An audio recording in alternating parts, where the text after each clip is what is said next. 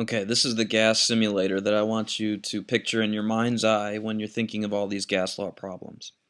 These little blue balls represent helium atoms.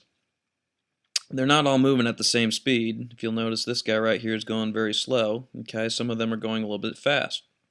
However, if you average their velocities, it's represented with this line right here. This is the average speed for the helium atoms. Okay? When these atoms collide with this container, that's causing what we call pressure. Pressure will be measured in atms here. Volume will be measured in liters. Temperature is measured in Kelvin. Add 273. Okay? If I take the volume and I increase it, now I have more room for these helium atoms to move around. I also have, because I have more room, I have less collisions with the container. And because there's less collisions with the container, look what happened to the pressure. 0.57. It was at 1. Okay? Increase the size of the container. There's more room for it to roam. Therefore, there's less collisions with the container. Therefore, the pressure goes down. If I take the volume and I decrease it, then look what happened. There's a lot more collisions with the container because there's less room for these atoms to be moving around. And if I increase the collisions with the container, I increase the pressure. So when volume goes down, the pressure went up. When volume goes up, less collisions with the container, pressure goes down. Inversely proportional. All right. If you notice, though, a lot of people think that when I decrease the volume, they think that the atoms are moving faster. This line doesn't move at all, though, when I do that. For example, watch when I do this. Watch the line. Doesn't move. The average velocity is still the same. Okay, that's because volume does not dictate the speed of an atom. There's only one guy that does, and that is temperature. So if I jack up the temperature, notice that they're moving faster. They have more kinetic energy now. And because they're moving faster, what happens? There's more collisions with the container. If there's more collisions with the container, the pressure goes up. If I decrease the temperature, then they're going to move a lot slower. They have less kinetic energy. And if they're moving a lot slower, then there's going to be less collisions with the container, and therefore the pressure goes down. So when the temperature goes down, the pressure goes down. When the temperature goes up, the pressure goes up. So they are directly related. All right, let me reset this. Right now I have 1 mole of helium gas in there. What if, and the pressure is 1. What if I increase the number of helium atoms there? Obviously, if I keep increasing my number of helium atoms, then there's going to be what? More collisions with the container. If there's more collisions with the container, then the pressure goes up. So, when the number of moles goes up, the pressure also goes up. That, once again, is a direct relationship there.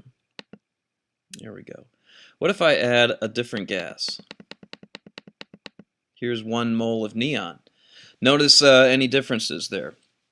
Neon is a little bit larger, and because it's a little bit larger, look at it, it's going a lot slower.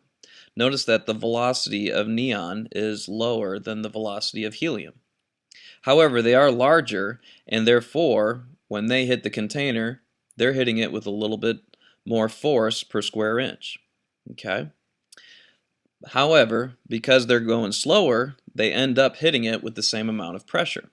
So, notice that if I take away all my helium, watch the pressure now, notice my pressure is at 2.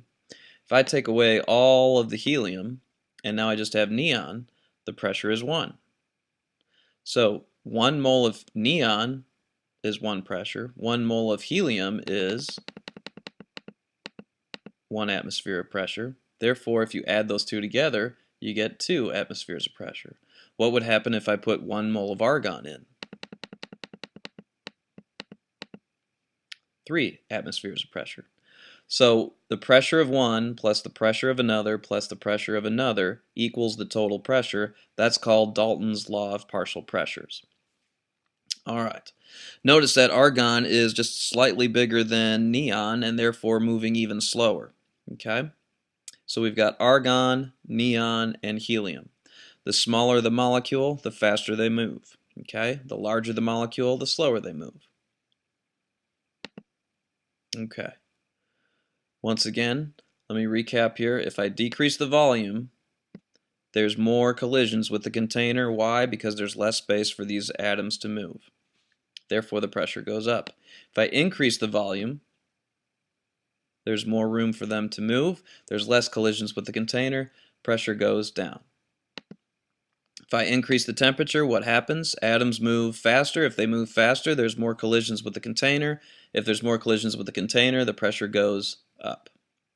If I decrease the temperature, they're going to be moving slower. If they're moving slower, there's less collisions with the container. If there's less collisions with the container, pressure goes down.